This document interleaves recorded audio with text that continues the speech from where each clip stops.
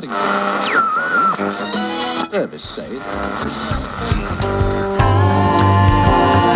Outside the mind. Outside the mind.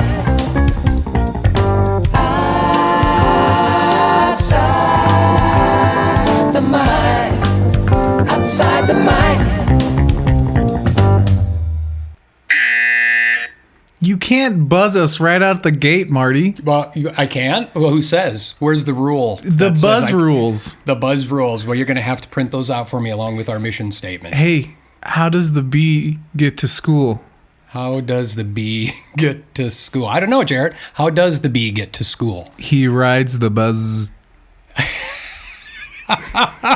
Thank you. I'll be here all night. Did you have that ready just in case I buzzed you? But it came to me pretty quick. Okay. A lot quicker than most things. I'd like to say you made it up, but I know you didn't. No, I didn't. You did not. Well, the reason I decided to buzz is because I'm looking at my phone and I've been having this strange issue with my battery on my phone. And it looks like it's charging and it has that little lightning bolt like Harry Potter on his head. That's a good sign. Yeah, but it doesn't charge and it went from like 13 to 9. I thought I better get my buzz in now. Oh, no. I'll have to do it verbally or I'll grab the red ruler later. So. Input buzz here. verbal a buzz. A verbal buzz? Something like that. Hello, everybody. Welcome to episode 2, season 2 of Outside the Mic. That's right. I'm Jarrett Weimer. And I'm Martin Meyer. This is where we banter all matters music. Banter all matters music and mostly what matters the most. The things that matter are musical. Right on. Yes. We've had a lot of fun. This season, we've really started to up our game promoting and marketing our podcast. And so we've gotten our cool little business cards here in the mail. We've been working on some promotional videos. It's been a lot of fun. It's a lot of work. We've noticed that you have to really put in the time and the effort for it to pay off. But for our podcast, I don't know why you're laughing. This is good. This is it. They're like a lot of work. But I was like, yeah, and we're still doing it, and in spite of the fact that that's a lot of work. Yeah. That's good. I'm proud of us. Yeah, it's a learning curve. I mean, always, but yeah, it's good. It's good. Well, and check us out in relation to that amount of work. Check it out on YouTube. We're going to have some stuff on there, and we're going to start sneaking some little video treats in there as well. Yeah. So. And you can find, here soon, you'll be able to find all of our recent episodes uploaded to YouTube. It's what we're working on right now anyways. Yeah. They're not all there, are they? No, not all recent, there. Well, recent ones. The recent ones will be. The previous from season 1 are not on there yet. Okay. And I doubt they'll be on there by Monday, come releaseal. So there's that, a little speculation into the future. Little speculation tidbit. And as long as we're speculating, we have a couple things. I don't think Sharon has been spotted. And after we realized that we had lost Sharon, we then realized we'd lost Odie. Odie's gone? Don't act like you don't know that Odie's gone, Jarrett. You lost him? No, Jarrett. By yourself? All by yourself? You lost him? You don't know where he went? You really want to make what that day accusation? Was this? That allegation? I think this was at a this sad point. You are the weekend guy, right? Well, I don't think that was ever actually established. Well, 100%, whether or not I was the weekend guy or not. But there was a possibility that we're not going to jump to any conclusions at this point. But he was in Spain, right? He was spotted in Spain with me. So you forgot to bring him home. That's not what I was saying, Jarrett. That's not what I was saying. Was that suitcase just a little lighter on the way back there, Martin? Yeah, but how much does he weigh? 0.5 ounces. So anyway, if you're an outsider and you happen to know anything about the whereabouts of Odie, let us know. We'll clue you in a little bit more on how that whole escapade. I guess I'll call it an escapade. It's an escapade. We're going on an adventure now, are we? Yeah. Is that like escapades? Was that an Olympic thing, like the ice escapades or something? The icecapades. Yeah. That's a different thing then. Oh, okay. I guess. Well, there's our first word for today. What does escapade mean? And then also look up icecapades, because I'm sure I'm not the first one to use that. I really don't think I need to look up icecapades, but if you want to bring it on to an escapade is an act or incident involving excitement, daring, our adventure. So that was pretty appropriate. Pretty appropriate. You ever find that, though, where you actually use a word frequently in conversation, and then if somebody says, what does that mean? It's hard to actually sometimes give an accurate definition. Oh, yeah. Because that happens to me all the time. It's because I don't actually know the definition. Yeah, see, that's different with you, because we've established that. You I just actually don't use know. words, and it sounds good. And I think you can say anything, and as long as you have enough confidence behind what you're saying, what Yeah. you're projecting, Yeah. people just believe it. I mean, right? Mm-hmm. Yeah. Obviously, that is your approach to it, and I'm glad that you do that. And you Fake do it till you make it, baby, right? That's right. That's right. That's what we're talking about. Well, cool. We've got a couple of shout outs to give out. First, we want to shout out to Todd Erskine. He shared our most recent Garth Gaines episode, and it was kind of cool how it worked out. He said that just a few days before he listened to the episode, he was trying to explain to somebody about the Chris Gaines alter ego with Garth Brooks. Yeah. And so when he heard it, he was like, wow, crazy.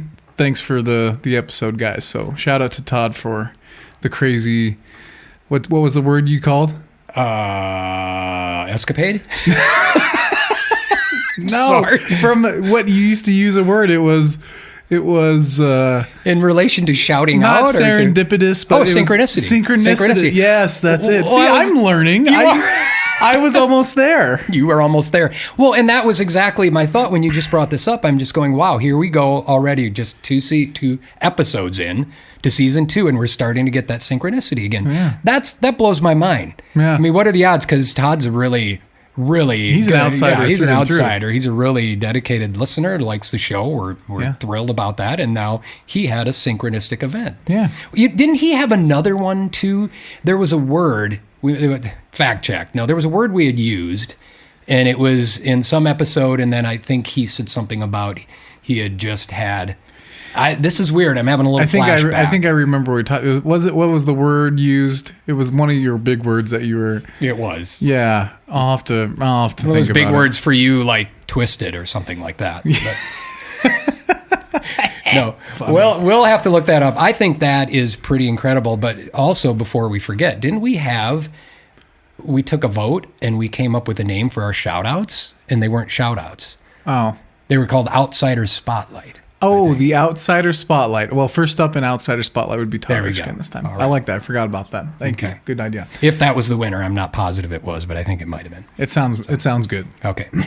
All in favor, say aye. Aye. We're good. Yeah, okay, moving on. We've got our second Outsider Spotlight is, we kind of want to do a local shout out a little bit here. It's Gary Baker and the radio station KZMX. Right on. Yeah, he's been listening, and just an awesome show that he puts on. Good selection of songs. Renegade Radio, I like that. He's just got a very good repertoire of songs that he puts out. And one minute you're listening to Black Keys, the next minute you're listening to the Eagles. You turn around and he's playing some modern stuff. So it's pretty cool. Absolutely. I'm feeling so incredibly fortunate to have that local station back. If just a quick history on at least my experience living here, it was a country station quite a while ago. I think you might be right. I think, when I first came. And then Gary was on there and he was playing, I don't know if we'll have to ask him. It changed over to being more classic rock, and I loved it. Well, then something happened where the station decided they wanted to just do the whatever it is, the streaming type radio where you don't actually have somebody live. So we kind of lost it as you could tune it in locally, but we did not have that local feel, that local flavor to it. And thank God, whatever happened, Gary's back in there. And it's so easy for me to jump in whatever vehicle we have and just tune into KZMX, and there's always going to be something playing that I like. Yeah, absolutely. And he blows my mind sometimes because there'll be songs like, which I might touch on a little later, is there's a band called Stars, and I don't know if you've ever heard of Stars. I don't think I have. Well, there's a song. I may tell you a story today if we have time. If not, it'll be another episode down the road. But there's a song called Cherry Baby by a band Stars, and he played that, and I've heard the song, and I love the song, and I couldn't remember who it was by, so I had to look it up. But thanks for playing. Actually, it's Sherry Baby. So it's spelled cherry, but it's Sherry Baby. Great Sherry song. Baby. Oh, yeah. okay. I'll play that song for you. Anyways, thanks, Gary. We love your Thank show. you. KZMX is awesome. We support you. Mm-hmm. It's great. Listen in. Tune in to 96.9? 96.7. Yeah, my bad. 96.7. If you're in the area, Hot Springs, Custer, anywhere around our town, you can tune into KZMX. Right on. Yeah. Right on. Right on. Well, that's all for Outsider Spotlight, Marty. Thank you for tuning in. We'll see you next. Oh, the Spotlight. Okay. The shortest episode yet. It's a 10-minuter. Oh, okay. Right on. Well, we're not done yet. Okay. I think we're going to do things a little different. I'm going to go first today, if that's cool with you. That is cool with me. I think it's good to, flip things around. Yeah, we'll flip it and flap it. Flop it. Flop it. Right on. Bop it. Pull it, twist it. Bop it. I could never play that thing. That was fun. Yeah. Slap it, twist Flap it, bop twist it. bop it. There we go. Just did another Outsider Spotlight for a game that we're now endorsing. So here we go. There we go. So we're not getting paid for any of these shows. Not yet. Not yet. But boy, we will someday, I bet. Sure, yeah. We're not in it for the money. It's to have fun, talk about music. Yeah. Okay, so I think I can go into it, right? Is that cool? You might as well dive in. You got Did I forget anything? I guess you got something that I have no clue what you have, but you have no clue. To it. Yeah. Do you ever have a clue? Sometimes. Oh, okay. Rarely, but once in a while. I like it. Mm-hmm. So it kind of goes along the idea of the alter ego that we talked about last episodes with Garth Brooks, Chris Gaines. Oh, you're following that thread. Yeah. So to speak. I want to touch on one that I was going to talk about, but I think I can just briefly mention it. So I had looked up some alter egos, and the one I had found was Lady Gaga had appeared on a... what was it? A music awards show. She had appeared as Joe Calderon, I think. Anyways, it was a man that she had dressed up to be and play. She as he performed one of her songs, and there's a video of it. People in the crowd didn't get it. They were like, "What is going on?" And I mean, there's faces of like Justin Bieber with they're like very puzzled, confused. So that was one example of alter ego. It just doesn't sound like alter egos ever really work out for artists. I thought that's the one you were going to be going with. So no, that's already that's already shed a little more light on it. Mm-hmm. Just before you dive into it too, and I think I probably read this afterwards, but there's so many different approaches to the whole alter ego thing. And when you look at like the Beatles, Sgt. Pepper's was considered somewhat of an alter ego. It was more of like they wanted to go in a different direction. They wanted to change their image from these pop, the little wearing the suit and tie pop guys to this. So that's interesting that you mentioned that, because it doesn't always work out. And I guess it depends on the approach sometimes too. And that seems to be also the theme there is whatever their alter ego, which I guess that's the definition of alter ego, but they almost go 180 opposite of what they're famous for. And they put on this persona, maybe it's something they've always wanted to do, or this is what they would rather be, viewed as. I don't know, like Garth Brooks. Total country guy. You can't mistake his voice. But as Chris Gaines, he's this rocker. Yeah. It seems to be the common theme there when you're doing the alter ego thing. I can't help but almost think that in his situation, and I believe we touched on that, but maybe that persona of just being the country guy was not, sitting with him all the time. Like, I want to do something else. Different. Yeah. And that's most musicians play all kinds of different music. So maybe he was like, hey, man, I love rock. I'd love to do something. Wasn't in the scope of Garth Brooks. So he's like, well, let's do this then. Do we know with Chris Gaines, was it released under the same label as he was I have no idea. Signed to? I have no idea. That's something to look into. Yeah, that's something to look into. Yeah, check that out. Well, you're always doing the fact checks, Marty. Let me write job that one security, down. Yeah, here we go. All right, well, you write that down. I'm going to go into it. So, like I said, continuing off the idea of the alter ego thing, this one's kind of a twist, or should I say, shout, a shake, or maybe a. You feel me, baby? You were like a mom. I'm not sure who you are right now, but that's funny.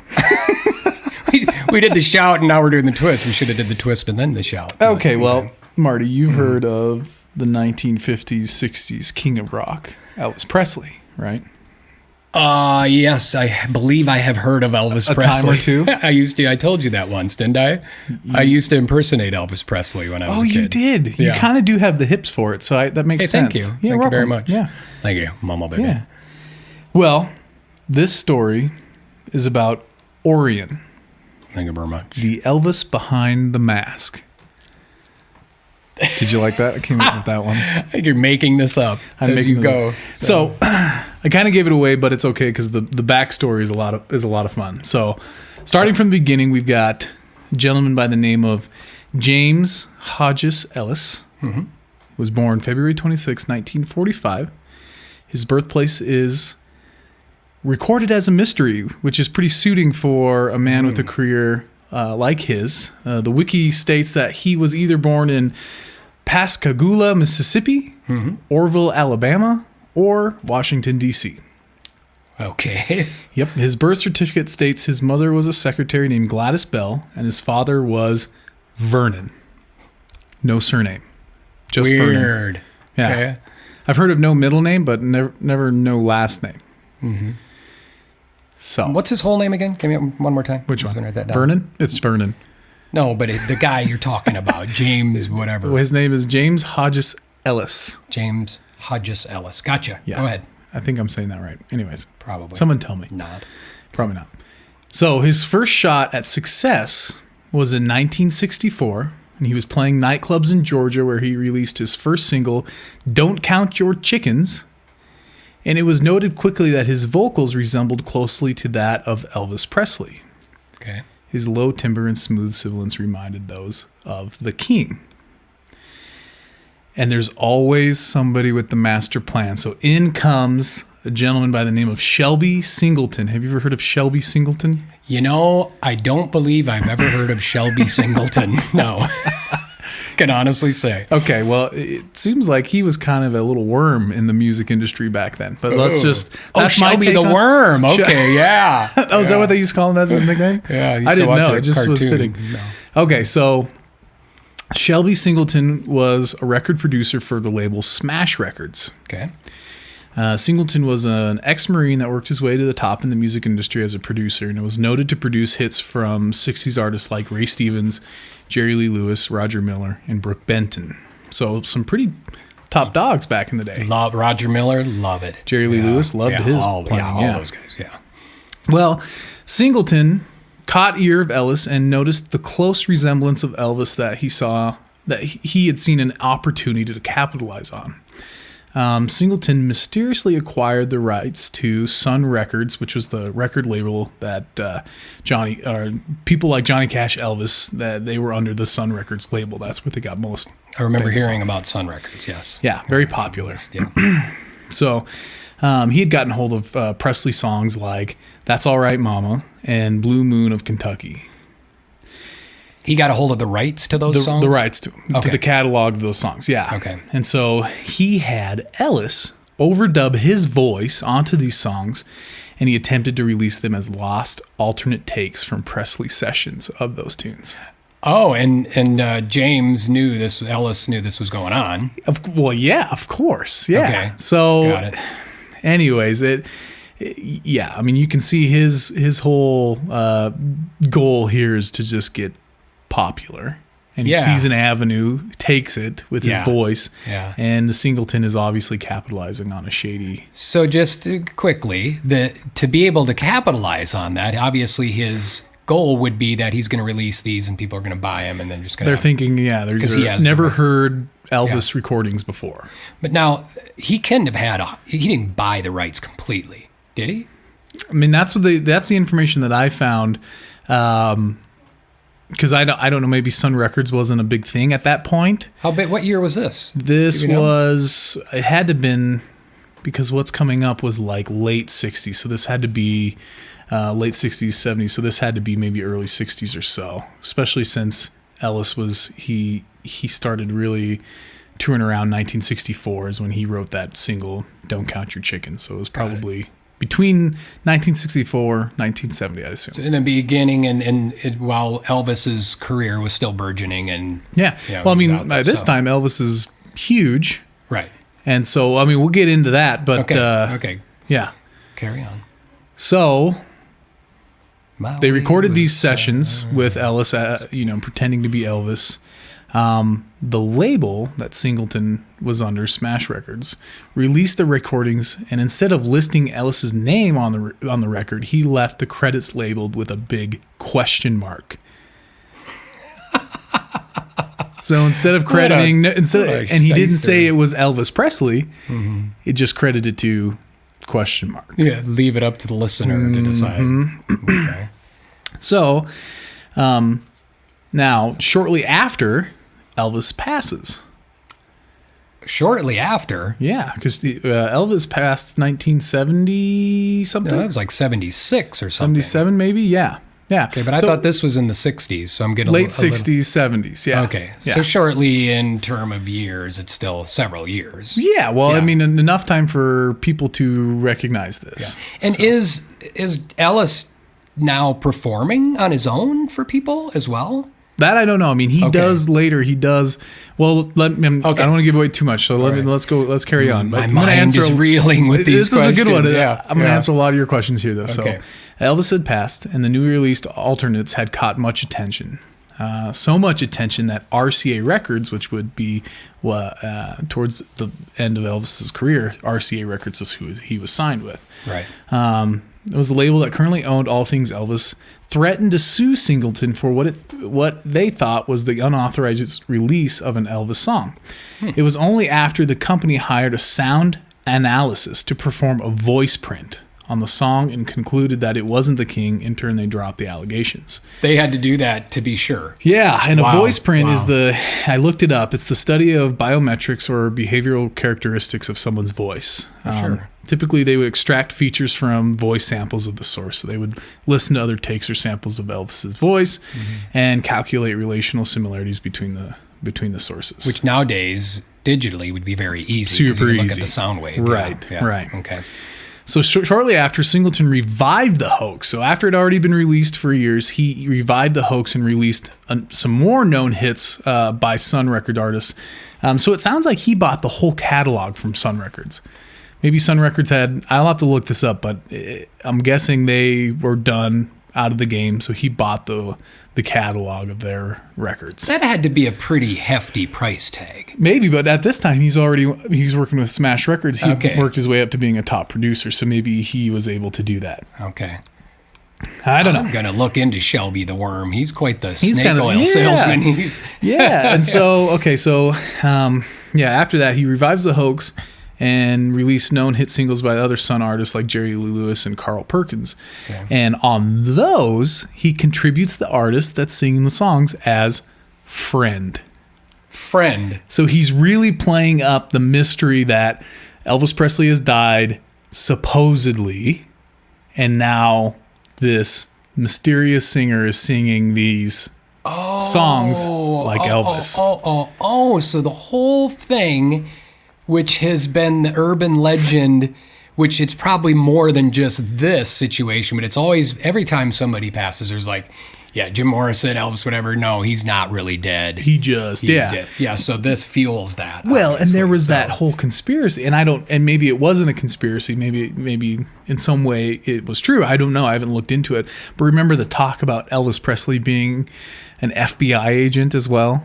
I don't recall that. But Okay, well, that doesn't look that surprise up. me. There's a whole thing where he was an FBI agent, had to go under witness protection. Anyways, they killed off Elvis so he could go live his life. And of course, they found so many people that sound like Elvis or look like Elvis in the Right. I even remember just a few years ago they had found a homeless guy that resembled Elvis, and they were running DNA testing to see if it was him. So Who does that look like? yeah, that kind of looks like John Prine a little bit, right? Well, I thought it looked a little like Elvis. I mean, at least the hair and the sideburns. That looks like an early John Prine to me. Okay. Maybe a little, because of the rounder face, I think that's why. Maybe it was like the look. I saw that right away. It's a picture of, folks, in case you didn't know. I'm looking on my laptop, and I looked at the picture of Shelby S. Singleton, and I thought he had shades on. He's got the big hair and the sideburns that look kind of like Elvis. I mean, that was probably a 70s thing back then. Sure. kind of thing anyway. Yeah. Yeah. So, okay. So, Singleton revives the hoax, records other famous artist songs with Ellis singing, and contributes the artist sing it to as a friend. And the other songs were still the ones of Elvis, though, or was this other people that he was impersonating as well? He's still yeah. Still So basically, Elvis, it was like famous songs by like people like Jerry Lee Lewis that Elvis had recorded. Cover that song. Okay, Yeah. I got you. So it went even as far as the recordings getting endorsed as genuine Presley recordings by the songwriter of these tunes, Doc Promus, which must have been a big writer back then for a lot of these guys. Okay. So it gets even better. In 1978, a writer by the name of Gail Brewer, Gail Brewer Giorgio? Something No like idea. that. Yeah, I don't know. He published a novel. Giorgio, yeah. like Giorgio Armani. Giorgio Armani, spaghetti. It's like a big Parmigiano. fashion designer. I go, that was your impersonation for the day. That was good. So A little Elvis, a little Italian. It's good. Good. So you don't have to do another one, just in case you're thinking about it. You don't want me to do another? No, by all means. Okay. Feel free. Go ahead. So the novel written by Gail was, they entitled it Orion. And this novel was supposedly fictional, but it was about a leading popular singer who faked his own death. What? And this Shelby was behind this too? Nope. This is a different guy who just Okay.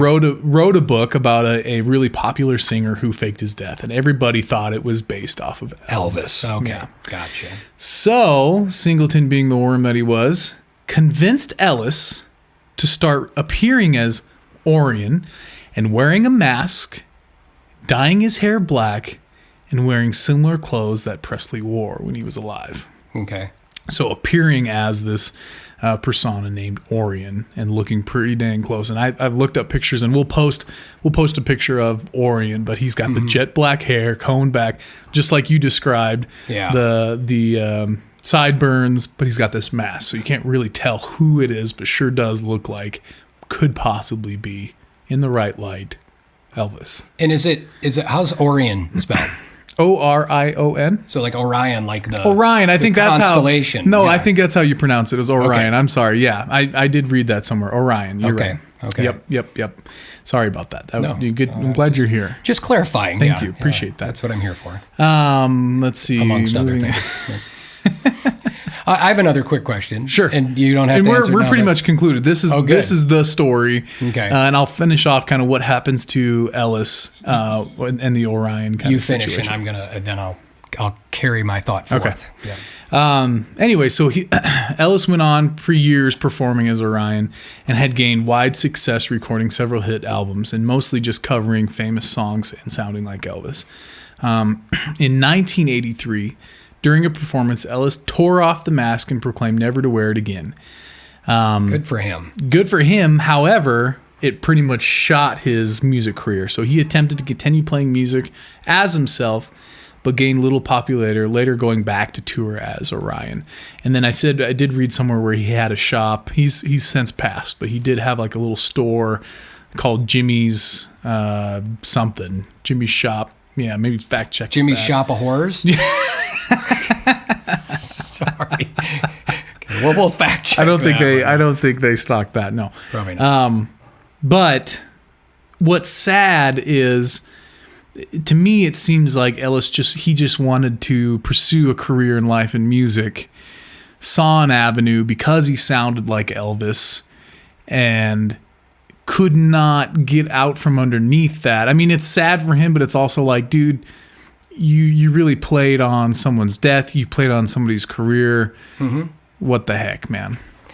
That's where I was going with my question, actually, too, is because just listening to describe this makes me picture this guy who kind of had his original career taken away. It was like robbed from him. But at the same time, he's, obviously he's an accomplice in this all because he's getting sucked in. It's about the money. But these guys are pretty persuasive too, these promoters and producers. Obviously, the Singleton has to be quite the talker because he gets the catalog of these songs. Yeah. He convinces Ellis to sing over these. Yeah. And then he goes as far as to convince, or either that or Ellis is just super gullible. Don't know. But, are broke and needed money. And I don't know. Maybe this is an example of a Robert Johnson situation. He's pursuing his music career. It's not going anywhere. He's playing these clubs in Georgia, and and somebody hears him, says, "You sound like Elvis. I have a proposition for you." Right. So it's either, okay, I'll take the left turn and continue to be authentic to my music, right, or I go this way, dance with the devil a little bit, impersonate Elvis. Huge success, basically riding the coattail. I like that. Dance with the devil. Dance with the devil. So in his early career, obviously, from what I'm gathering, he never set out to impersonate. He wasn't what we would call an Elvis impersonator originally. Obviously, he did. No, I wouldn't. Because like I said, in 1964, he was playing nightclubs in Georgia, and he was writing his own music. His most popular song at the time was a song called "Don't Count Your Chickens," and I didn't get that one, but and I am going to play a clip of Orion just so we can hear the similarities. But yeah, so it's like I think he did want to be his own artist. He was writing his own songs, but of course, he saw a better avenue. Yeah, more monetary avenue, I guess. Yeah, and you wonder. I picture somebody like this, like later on in life, just like, oh wow, what happened? Obviously he was a good singer and wanted to be in music. That was his career. Not that I don't know. Maybe I'm wrong. Maybe he's still. But it kind of. I found something real quick. Sure. Because I'm just looking him up, and it says. Some gal named Finlay, a documentary, suggests that Ellis was the long-lost half-brother of Elvis.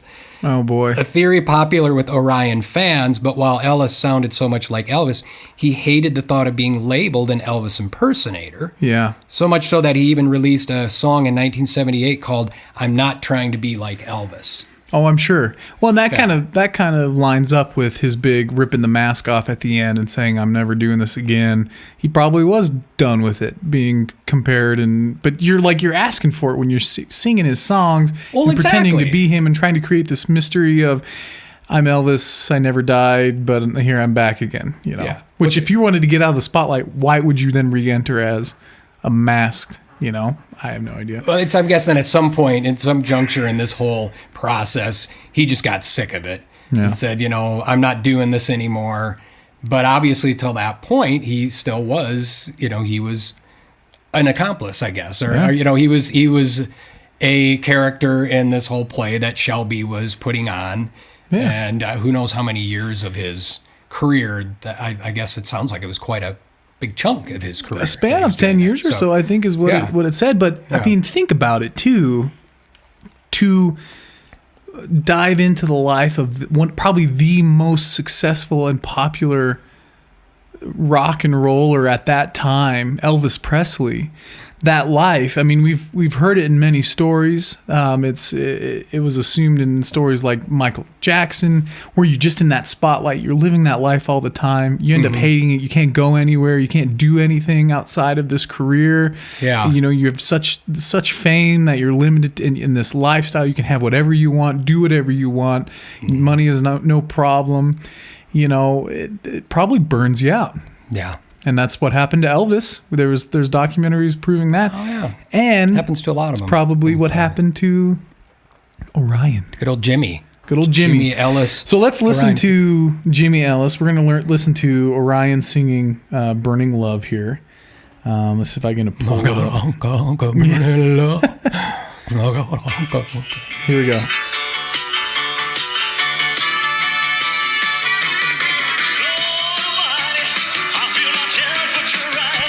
Wow.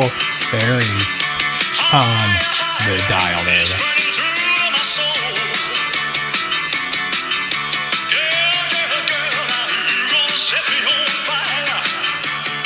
He's not an Elvis impersonator. No. Wow. I mean, to me, I can't. I mean, I'm not listening close enough, but that sounds just spitting image of Elvis. This is fascinating. I mean, absolutely. I can see, and I'm sure, this obviously happens. People have, tonalities. Their voice can sound like somebody else. You're a singer. Yeah. I sing like people, oh, you sound like so-and-so. And, Sure. That can happen. But, and that, Shelby came in there and He's a he little saw worm, that. Yeah, right? and he's like, I can somehow, this guy sounds so much like Elvis, whether he was wanting to or not. Yeah. The word I was looking for was he was complicit in this sure. whole charade. There was money to be on. made. Yep. And he was going to make it. Yeah. And then probably regretted it later on. Do you know what it said as far as how he died? You're talking about Ellis? Ellis. I did read about it. I don't remember. You got it up? Well, I looked it up, and it was one of those things where it automatically lists some questions when you're looking for information about somebody. Yeah. And so it said, how did Jimmy Ellis die? And I hit it, and then it just said murder. Whoa. It's all it I says. didn't remember that. Yeah, it says tragedy. Jimmy Orion Ellis tragedy as Elvis Presley doppelganger. Yeah. So this may be something. Doppelganger. That's a good word for it. Yeah, for sure. have you heard of that before? Yeah, I love yeah. that. It's like and supposedly we all have our doppelganger somewhere in the world, or Yeah. maybe more than one, where it's somebody who sounds exactly like we do. I mean, think of all the millions and millions of people. Yeah, my wife says I look like David Harbour. Do you know who David Harbour is? I don't. He's the guy. He plays the sheriff, the cop on Stranger Things. You've seen that. Anyways, he pull up David yes. Harbour. Yeah. And so every once in a while, my wife thinks it's pretty cool when David Harbour comes on. Do you know what's funny about that? What's that? My kids think he looks like our friend Matt. Oh, and Matt and I and someone told me that I look like Matt. There you go. And you guys Very do good. look similar. Matt, you're a so good looking guy is all I have to say. You got 3 doppelgangers there then. You got Jarrett, David, and Matt. I think you just have a case of really handsome men, and of course they're just going to have similarities. Matt, is that about right? You let me know in the comments, brother. Why it's not working. Your buzzer's I not was working. gonna buzz him. Is it because my phone's plugged in? Oh, there it is. There we go. I'm a little late with that, but Good. Well, So that's it. That's Orion. that's a wrap. on Elvis's him, doppelganger. That's a good word for it. Not quite an alter ego, but I thought this is pretty interesting. We better talk about this. This is one of those things which we've experienced a lot before, and sometimes we carry it forth into another episode, sometimes we don't, but it's kind of like with the Edith Piaf and the story about the smoke on the... There's always things where you just can't help, but your brain gets spinning and you want to know more. Yeah. This is one that I think on my own, I would imagine, just because I'm looking in here and seeing the stuff about how he died and everything else, I'm curious. I mean, we could obviously talk about it and sit here and do research now, which we're not going to do right now because you'd buzz me or I'd buzz you. But That's right. But it's fascinating, and I could see exploring this one. Oh my a little more gosh, down the so road, fascinating that think about the conspiracies that people have come up with probably that if you followed all of these, just how convincing they probably all sound because there's such mystery behind it, especially since he got murdered. I mean, yeah, this is getting weird, man. And I wonder, see, that's the one I'm going to have to check out for sure. And I probably don't, because it's not, for some reason, my Wi-Fi wasn't working here, but when I looked for the part about murder, but that part I have to dig into and find let's bring out it back. how he Let's died. bring it back let's next do that. episode. We'll follow up with that. I should have followed up with that, but I was just really focused on Orion and the comparison and theft of Elvis. Well, you did it. Thank you, because that's a great. You're just talking about. You did a little more than scratch the surface, obviously, but that's a great portrait of this alter ego. Yeah, that's what I thought. Another alter ego that we can explore even more. And once again, maybe different factors that motivate this alter ego. Sure. This one was motivated by money. It sounds like a lot. Yeah. And just by the fact that here's a guy that sounds like Elvis. Almost sounds exactly like Elvis. So. Wish I sounded like Elvis. Did I tell you that? I did a little bit. I reflected on it here, but I used to actually, and this was in probably like 5th and 6th grade. It went so far as at the end of our little music class, when you're sitting there with your books and everybody's singing. No, actually it wasn't at the end. It was at the beginning. I had a friend, I can't even think of his name, one of my classmates. He's like, I'm your manager, because he heard me singing like Elvis once. And he's like, I'm your manager. And then he would ask the teacher, and they would have me go up in front of the class and do my Elvis impersonation. And then, Hello, fifth grade. How are y'all doing in there, baby? well, and I can't imagine, because here I am, my voice hasn't even gone through. Hello, fifth grade. How are you? That's awesome, though. We had a little show called The American Potpourri. That was the coolest thing. It was a brand new school that they had just opened in Aberdeen, and it had kind of like this open classroom concept. And it was really neat experience as a kid. But every year, and when I was in fifth grade was the very first year that it opened. We had the same teacher, fifth and sixth grade. Yeah. We did a variety show called The American Potpourri, and I did my Elvis impersonation. And you were Elvis. But here was the problem, because they didn't have the right equipment for me to use a microphone, so they'd actually have me just sing to the record.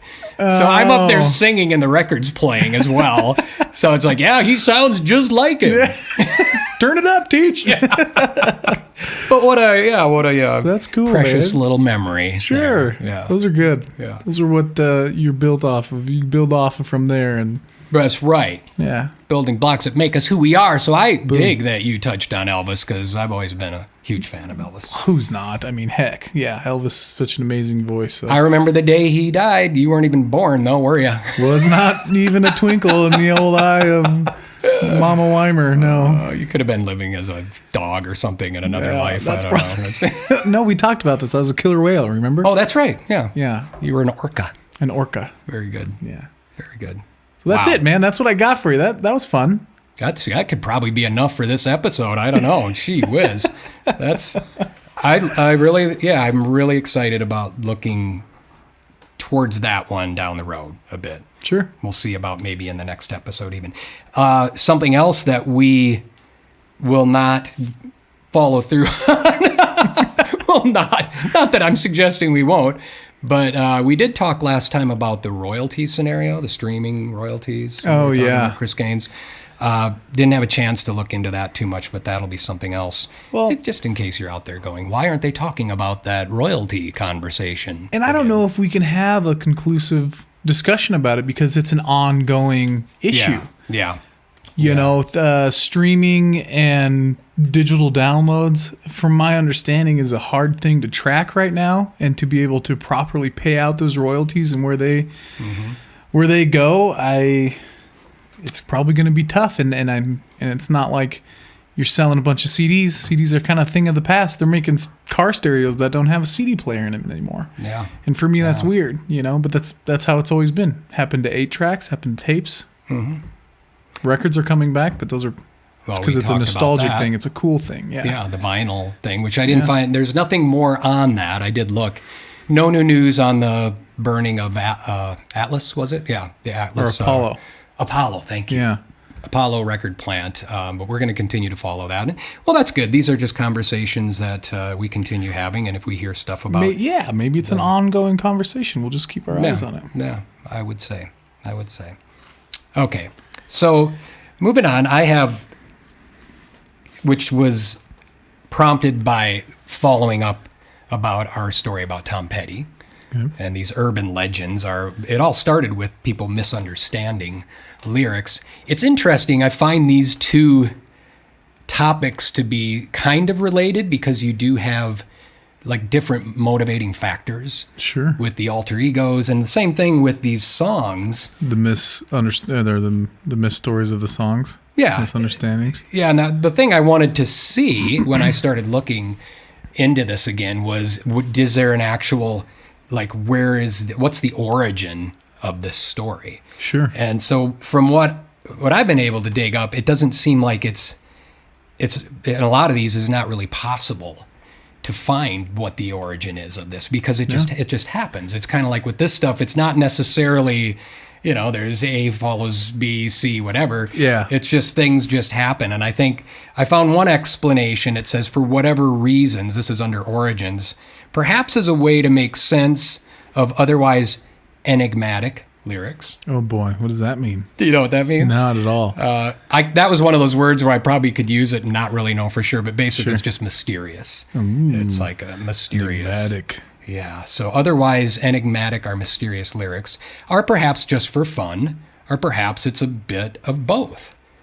So I could see that. I think it is. And I think we touched on that the first time. It's like, while you're listening to a song, you get emotionally attached to that song and it starts to just have personal meaning for you. So it's easy to want to follow if you do hear a story, or if you maybe yourself like, oh, what if this, what if that? And suddenly you have hatched an urban legend. So it's well, just a thought, because I do this all the time, but when I love a song, I create this own meaning in my head, what I think it's about. And sometimes that's a cool thing, that you can relate to a song to a certain degree, even though it may not be written about that specific thing, but whatever's going on in your life, that's how you relate to the lyrics. Could be a situation like that here. Yeah, I think so. I think that's kind of what happens. I think it's interesting with the Tom Petty thing. What I did find out when I was trying to discover the origin is that there was even more to the whole thing about connecting him to Florida, because they did say this a suicide attempt for the American Girl happened in Florida, and he apparently lived in Florida. But he, in his book again, he said, I'll meet students from Gainesville, and they'll say, yeah, we party in your old house on Halloween. So he says there's this tradition that they go to my house, whoever's renting it at the time, and have this big party. But he never lived in a house in Gainesville. Really? He never did. He said, I lived in apartments. I lived in my mom's house where I know they're not throwing a party. So that's also a myth. Someone got a house and said, this is where he lived. And that tradition has gone on. And every time I tell them it's not true, they go, ah. And then it says he chuckles. And he's like, I'm almost tempted to just go, oh, great, because I don't want to pop their balloon. Sure. So that's nice of him to care enough about that. I just love him even more when you read about him. Just somebody probably wrote on like a door frame, Tom was here, and they're like, dude, bro, Tom Petty was here, man. Yeah, he lived in Florida. Oh, yeah. For sure. Yeah, man. Tell you what, let's throw a kegger every year on Halloween to honor Tom at his house, because it says Tom was here. I could just see it happen. I bet this happens with, there's probably dozens of artists where that's the case. Where it's like, yeah, I was in California and I drove by so-and-so's house. It's like, yeah, are you sure? They used to do the Beverly Hills tours. You'd drive by they celebrity were not homes. their house, right? Yeah, sometimes I've heard that later. Sometimes you don't even know if that was their house, but it's easy. You just have to take a look and tell them it is. And who's going to argue? Who's going to argue that? So this, however, led me to what I find as being even more fascinating, because actually I got to look this one up on my computer here because I didn't print it out. Have you ever heard, the song Fire and Rain by James Taylor? James Taylor, yeah. So did you ever hear any stories about that? Have you ever thought about that? No, I probably have not investigated. Love the song, but I've never really investigated into the story behind it. Great lyrics, by the way. Oh, it's brilliant. This is the song that essentially launched his career. Okay. That's what they say. I mean, it was his first big hit, and it's a phenomenal song. It's amazing. So as I was researching Tom Petty's story about American Girl, and I had heard this story, it says, does the song Fire and Rain chronicle the death of singer James Taylor's girlfriend in a plane crash? Oh. So you've never heard that? No. Okay, so I have heard this, and I haven't ever taken the time to investigate it, so to speak. But I always just assumed, if you listen to the lyrics, and I remember hearing the story, it's like, yeah, that was James Taylor's girlfriend. She died in a plane crash. Here's the lyrics. It's like, they let me know you were gone. Suzanne, the plans they made put an end to you. I've seen fire and I've seen rain. Talks about later sweet dreams and flying machines and pieces on the ground. Jeez. So yeah, okay. So here's the thing. Some listeners tried to make sense of the words by reading literal meaning into them, and Taylor's audience collectively developed an autobiographical storyline for his Fire and Rain lyrics. So according to that, in quotes, real story, some of James' friends were going to surprise him by bringing his girlfriend Suzanne to one of his concerts, unbeknownst to him. So according to the story, Suzanne's plane crashed, which is Sweet Dreams and Flying Machines and Pieces on the Ground, on her way to see the concert, and Suzanne dies. Suzanne, the plans they made put an end to you. Holy Suzanne, crap. the plans they made. And I know, I don't obviously remember the very first time I ever heard the story. Yeah. But this was something that I just kind of understood the song to be about. So in this fan-based interpretation, Suzanne, the girl who has now gone, had been Taylor's girlfriend. They were frequently separate as he traveled. They kept in close touch, spending hours of time on the telephone line, talking about good things to come. So seeing how bummed out Taylor was at being away from his love, his friends arranged to have her fly out as a surprise. She accepted. Plane crash, he was killed, and that's the story. So although James Taylor's song is indeed, it's autobiographical, this just fascinates me. It doesn't match that heart-wrenching storyline in the popular legend. So by the time the song established him as an international pop star at the tender age of 22. Wow. James. What a young age. Yeah, and I didn't realize that too, and especially this part of the story, they said he had already experienced plenty of psychological and physical pain, Sheesh. which he could draw in crafting his lyrics. He had a history of depression and substance abuse. I always thought that was more later in his career. Sure. But apparently even... Makes for great songs, I guess. Well, no kidding. That's what they're saying. He obviously at a very young age had things that he could draw upon. Did you know this? He was in a motorcycle accident, which broke his hands Whoa. and feet and prevented him from picking up the guitar for several months, too. I tell everybody this, and not to segue off to something else, but Go ahead. I I'll buzzer don't. you if I have to. And this is, I'll confess. Yeah, I'll confess. I don't touch chainsaws. I don't touch stuff like that. Yeah. Because I am deathly, frigidly scared of cutting off my fingers. Like that's a nightmare for me, because it's like, Ooh. then you're done. I mean, you can't play guitar anymore, and if I can't play guitar, I feel like I can't be expressive. Yeah, That would be really tough. And so, I'm with you. holy buckets, that would be tough to experience, breaking your hands and feet, Oh, yeah. not being able to walk, not being able to play music. I did operate for years a chainsaw, and it took me a while. And I think there was a friend, it might have been Craig Crothers who mentioned something along those lines. And I think, it was a thought, but it wasn't something that I took as seriously as I do now. Mm-hmm. And I'm the same way now. I don't want to be running chainsaws anymore. I don't want to do something that would risk that, especially as you get older too, and you realize how important that is to have that outlet to be able to play. But I had no idea. We had the motorcycle accident with Bob Dylan, right? Yeah. Never heard about this. Yeah. With him. Jeez. So, and I don't mean to get ahead, No. but does James ever explain the story behind? He does, Jarrett. Okay. He does. I'm pulling a Marty. I'm seeking wanting more. I like it because sometimes it's like, well, that just happens to be what we're going to talk about Sweet. next. Okay, too. cool. So apparently, Fire and Rain had 3 verses, and this is the parts that I'm referencing here are actually taken from interviews with James. He said the first verse is about my reaction to the death of a friend. The second verse is about my arrival back in this country with a monkey on my back. So he moved to London for a while, came back, and he was suffering with addiction at that point in time. And he says, and there is Jesus, an expression of my desperation and trying. He mentions Jesus. I think that comes up later in the song.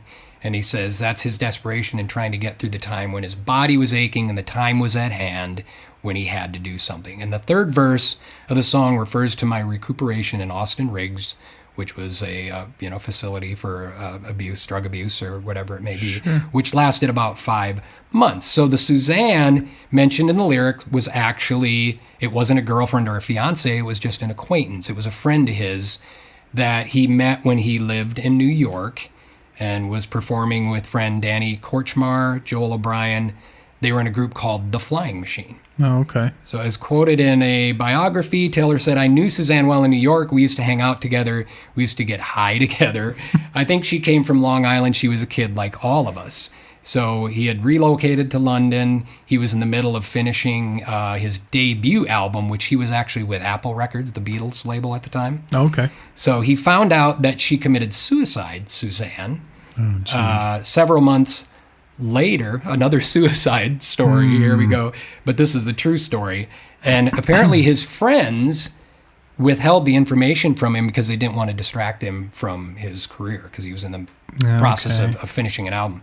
So by the time he left London for the United States, was battling addiction, went into the hospital. That's where he talks about the second verse. Oh, here's what he says about the friends. He's like, she killed herself. They decided not to tell me. I didn't find out until 6 months after it happened. That's why the line, "They let me know you were gone," came up. And he said he always felt bad about that line because it says the plans they made put an end to you. He meant not the actual plans, but more like the universal plans, like God or the fates. Sure. May put an end to you. And he said he always felt bad. He wondered if her parents thought he was talking about them or something when he said that. And obviously, I don't know if he ever addressed that or not. But I take it as like his friends, their plan to hold it from him, and then telling him like their plan put an end to you in my life because I thought you were alive. You told me. And that was the end of you. Like I didn't realize, Well, and that's what it sounds like in the songs. It's like these friends planned this. You can see how this story it was woven into existence. It's like, sure, they made this plan to surprise him. Yeah. Could you imagine if that was true and you were his friends and you're like, oh, geez, sorry, James. James, we got to tell you something, buddy. Yeah, man. Holy buckets. That's just as equal sad of a story as the misinterpreted story that they thought. With the plane well, crash. yeah, it kind of is. It's a different twist. There was somebody named Suzanne. That's why I found this one even more fascinating because it has a connection to reality. It's not just a complete, it's still an urban legend, but there is at least a person who is Suzanne. She did indeed die by committing suicide. It's just a little bit more, and I'll wrap this up because I just got so sucked in that I was, reading into more and finding out some more information. So the group, The Flying Machine, that he was in, here's a new word for you, Jarrett, the Nadir. You ever heard of that? The Nadir? Nadir. The Nadir. The Nadir. It means the low point. It's like the low point. So I even had to look that one up. The Nadir. The Nadir for the band The Flying Machine was they were in Bahamas, and it was a failing night spot called the Joker's Wild Club.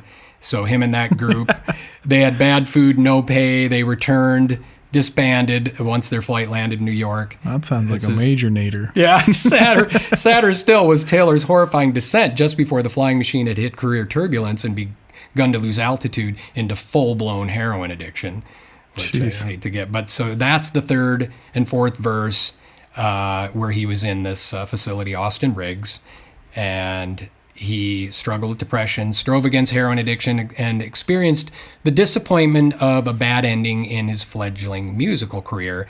Thus, the illusion in the song's final line about sweet dreams and flying machines in Pieces on the Ground. So the band and his dreams.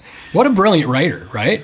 Yeah, so let me get this straight. It's basically a compilation of different happenings in his life, this whole song. Wow. Yeah, so really you've got it's not just about Suzanne, it's about his experiences with addiction, his experience going to London, his experience in this with prior pain. Band, with all of that stuff. So it's really, and it's interesting it makes sense that song, what a well-crafted song, and what a, talk about something that comes from the core of who you are, and you can get that in this song. It's an emotional song. He's very good at I find it hard to, if I'm really wanting to write about something that happened in my life, I find it hard to bring it to words. Right. So I think he did an amazing job. He did. And to wrap it up, it says, thus, the allusion in the song's final line about sweet dreams, flying machines, and Pieces on the Ground is not merely an indirect reference to shattered ambitions and ruined lives, but a sly direct reference to a previous professional failure. So although James Taylor's eponymous debut album was not a tremendous commercial success, he sufficiently overcame the personal issues with which he had been grappling to leave Apple Records, sign with Warner Brothers, and record an album, here we go, Sweet Baby James. Nice. That, propelled by the success of its second single, Fire and Rain, reached a lofty number 3 position on the Billboard charts in 1970, and the rest is history. Boom. Yeah. James. Nice one, dude. Yeah, isn't that fascinating? Good job. Oh, thank you, Jared. Man. Yeah, good job with the Orion. I like that. We're having fun. We're having fun chatting These about are the this stories stuff. that make it I mean, there's many reasons that make this worthwhile, but when you Many find matters musically, mostly. yeah, when you stumble on stories like this, it gets us, I mean, tenfold excited, Gets our and then to be juices able flowing. to share it. Yeah, And we hope you enjoy them as much. absolutely. We trust that you will. So. Well, you've been listening to Outside the Mic. I'm Jarrett Weimer. And I'm Martin Meyer. Thanks for tuning in. Tune in next time on Outside the Mic, every other Monday, where we will once again banter all matters music, mostly matters musical. Check out OutsideTheMic.com, and you can find us on all streaming podcast platforms outside the mic. Thanks, Outsiders. Thanks for listening. See you.